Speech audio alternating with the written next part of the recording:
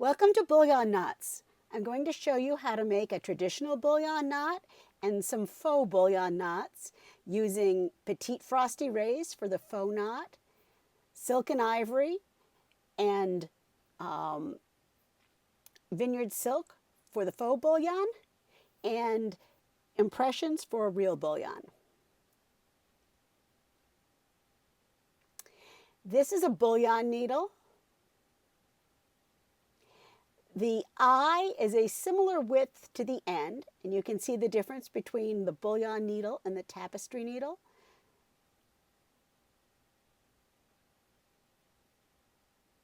The tapestry needle, the eye is wider than the tip. This is important because when you make a bullion knot, you need to pull the knot off the needle.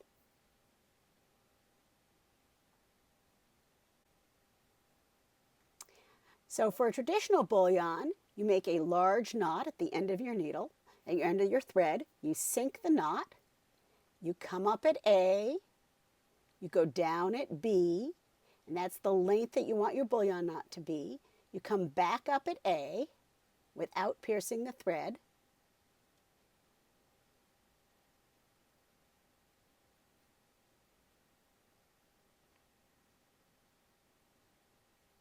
And then you wrap your thread around the needle. And this is why having a long bullion needle is useful.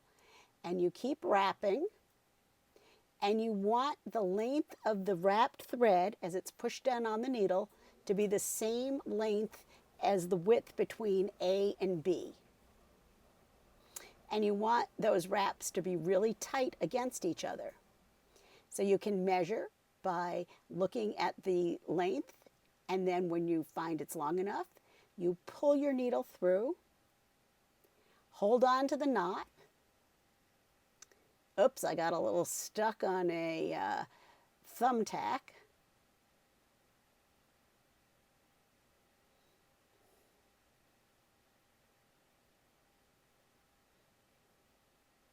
And then you go back down at B. You can then shape your knot slightly by pushing it, and you have a beautiful bullion knot. Now, you can also make a bullion knot that is bigger than the space, and this knot you can move, wrap around and make different shapes from. So again, you go down at A, come up at A, go down at B, come up at A again, and wrap. And this time you're going to wrap longer than the distance from A to B. Keep wrapping, and you always wrap in the same direction on your needle.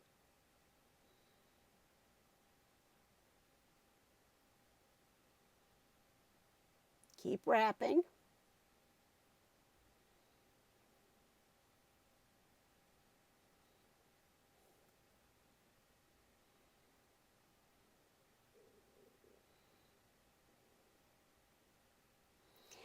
And again, this is where the longer bullion needle really comes in handy because you have space to wrap. Hold on to the thread and pull your needle through.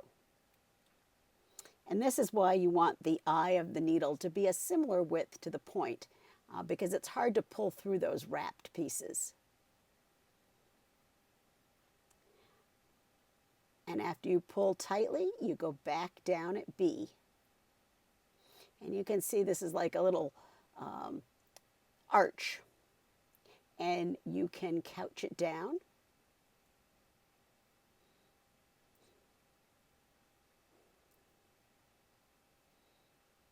And there you go, you have a little petal.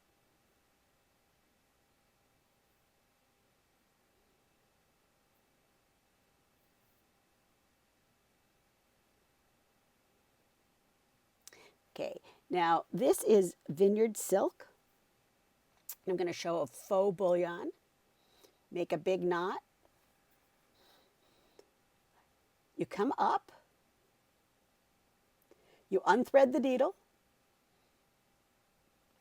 And the vineyard silk has 3 parts to it. There's quite several threads that have 3 parts, but they're single ply. And the reason this is important is you want to be able to pull one of the parts of it. This is a wrapped thread, so other options are silk and ivory, pearl cotton trebizond. So you pull that one piece out. Actually, you slide the other two pieces along it. You rethread your needle. Make sure you get all three parts of the thread. And if you want it to be like a long caterpillar, you sink it the full length.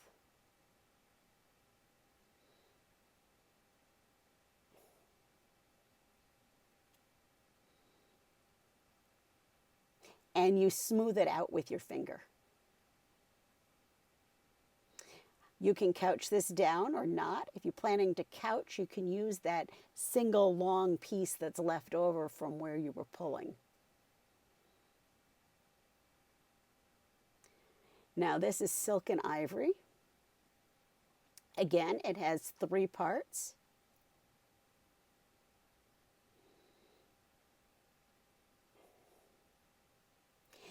Now, in making the faux bullion, the length of your bullion depends upon the length of your thread. So if you want to create interesting shapes or something that's especially long, you have to make sure your thread is really long. It also depends upon how thick you want the wrapped section to be, although it's not really wrapped, it just looks like it's wrapped.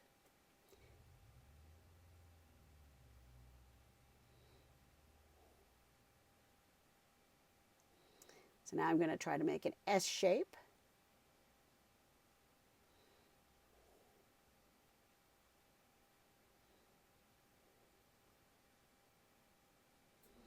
Shape it with your fingers.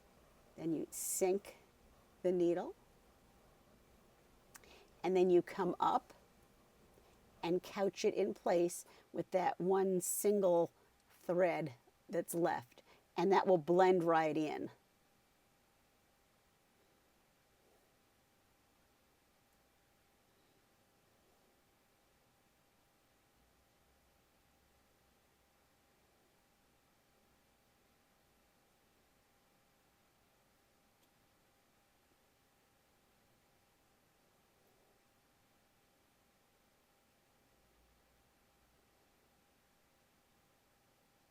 Now you can use this type of bullion to do things like flowers, caterpillars, antennas, garlands on a Christmas tree, Santa's beard, mustaches. So now I'm going to show another version, and this is a popcorn stitch. So you use Petite Frosty Rays because it has a crynet core to the flare exterior. You pull out about 1.5 inches of the crynet core, you scoot it all the way down, and you take a stitch. Come up near it.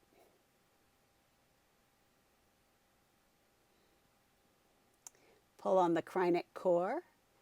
Scoot the flare part down about 1.5 inches. Then move it all the way down and sink the thread. Now this can make terrific garlands on a Christmas tree. I've used it for the cuff on a Christmas hat. You could use it as fur on Santa's coat. You could use it as wool on a sheep. It wouldn't be woolly, but it would be puffy. Could use it as flowers. All sorts of fun things to do with this stitch. So now you've seen 3 different ways to do bullions, from the traditional bullion to the faux bullion and the popcorn stitch. You can use this for all sorts of fun things: flowers, shapes, peppermint candy, Santa's beard, faux fur, Christmas garlands.